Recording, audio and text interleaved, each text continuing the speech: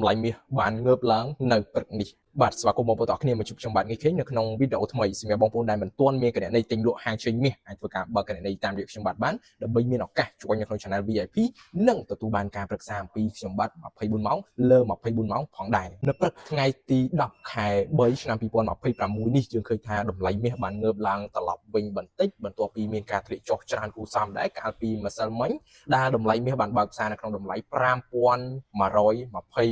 $8ក្នុងមួយអោនឬក៏ស្មើ$6,178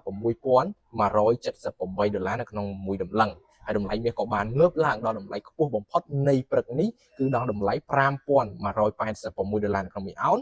ឬស្មើនឹង$6,258នៅក្នុងមួយដំឡឹងយើងឃើញថាមានការកើនឡើងច្រើនគួរសមដែរហើយមូលហេតុនៃការឡើងនោះគឺមិនទៅណាឆ្ងាយអំពីកម្ដៅនៃសង្គ្រាមនៅឯមជ្ឈមបូព៌ានោះទេបើទោះបីជាមានការធ្លាក់ចុះខ្ញុំបាននិយាយច្រើនដងហើយថាបងប្អូនទាំងអស់គ្នាគឺត្រៀមនៅក្នុងការទិញឡើងដោយសារតែមាសទី1លំហូរនៅតែឡើងទី2កម្ដៅសង្គ្រាមនៅតែមានទេបើទោះបីជាមិនមានសង្គ្រាមក៏ដោយប៉ុន្តែតម្លៃមាសនៅតែមានលំហូរនៅក្នុងការកើនឡើងដដែលទេដូច្នេះហើយការទិញគឺមិនខុសនោះទេបងប្អូនទាំងអស់គ្នាកុំភ្លេចរងចាំមើលទាំងអស់គ្នាទៀតថាតើតម្លៃមាសនឹងបន្តឡើងទៀតដល់តម្លៃណាហើយអាចមានការធ្លាក់ចុះមកវិញខ្លះដើម្បីឲ្យយើងចូលធ្វើការទិញដែរឬទេបងប្អូនអាចជួយនៅក្នុង Channel Telegram និង follow page Facebook ផ្លូវការរបស់ខ្ញុំបានដើម្បីទទួលបានការអាប់ដេតថ្មីៗបំផុតអំពីតម្លៃហាងចេញមាសក៏ដូចជាទីផ្សារព័ត៌មានសេដ្ឋកិច្ចជុំវិញពិភពលោកនិងស្ថានភាពសង្គ្រាមនៅឯមជ្ឈមបូព៌ាផងដែរ